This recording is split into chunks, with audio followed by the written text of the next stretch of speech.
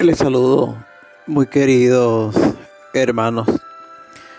La liturgia de la palabra de hoy en la Eucaristía.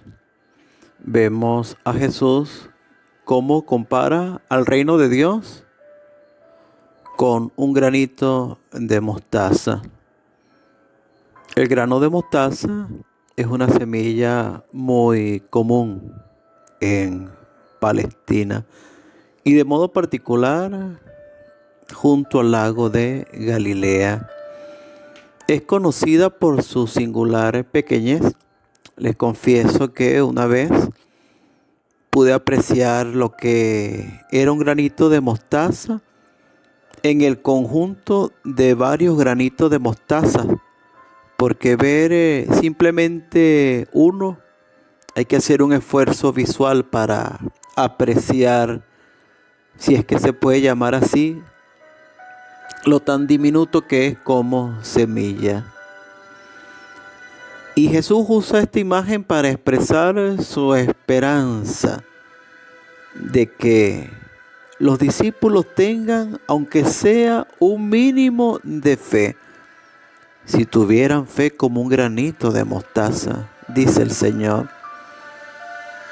Esta parábola sencilla compara dos momentos de la historia de la semilla. Cuando es enterrada, es decir, los inicios del esfuerzo, con humildad, modestia. Y cuando se hace ya un árbol, un gran arbusto inmenso, donde incluso los pájaros llegan a hacer sus nidos, es el milagro final. Por tanto, la función de dicho relato es explicar el crecimiento extraordinario de una semilla que se entierra en un huerto, en un jardín, en un terreno, y a lo que sigue un crecimiento asombroso al hacerse un árbol. Al igual que esta semilla, el reino de Dios tiene también su historia. El reino de Dios es la semilla enterrada en el jardín, lugar que en el Nuevo Testamento indica el lugar de la agonía y la sepultura de Jesús. Es la semilla puesta en el seno de la tierra después de su muerte en la cruz, y que sigue después el momento del crecimiento, que con su resurrección llega a ser un árbol abierto para cobijarlos a todos. También se compara el reino de Dios con una levadura. La levadura se esconde en 3 medidas de harina.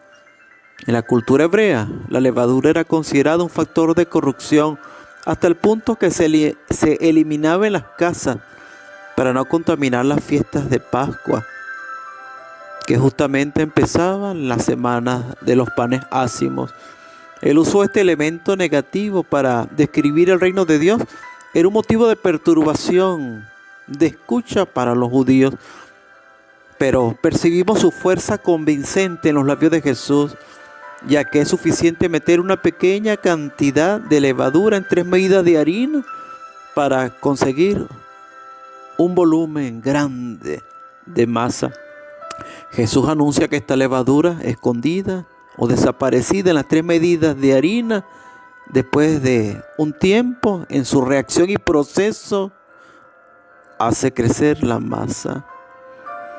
¿Qué nos dicen estas dos parábolas? El reino de Dios, comparado por Jesús, una semilla que se convierte en árbol, nos acerca a la historia de Dios.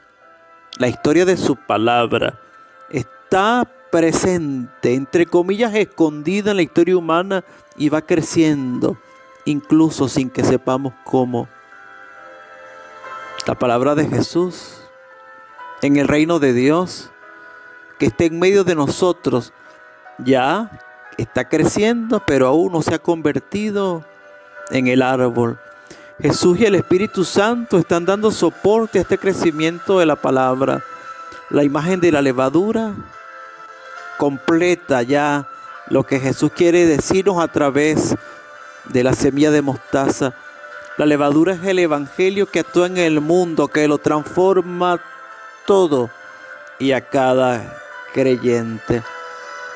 Seamos conscientes entonces que el reino de Dios está anticipado en nosotros a través de Jesús y que podamos difundirlo con nuestro testimonio y pedirle a Dios que acreciente siempre nuestra fe, porque eres el único que vive y reina por los siglos de los siglos. Amén.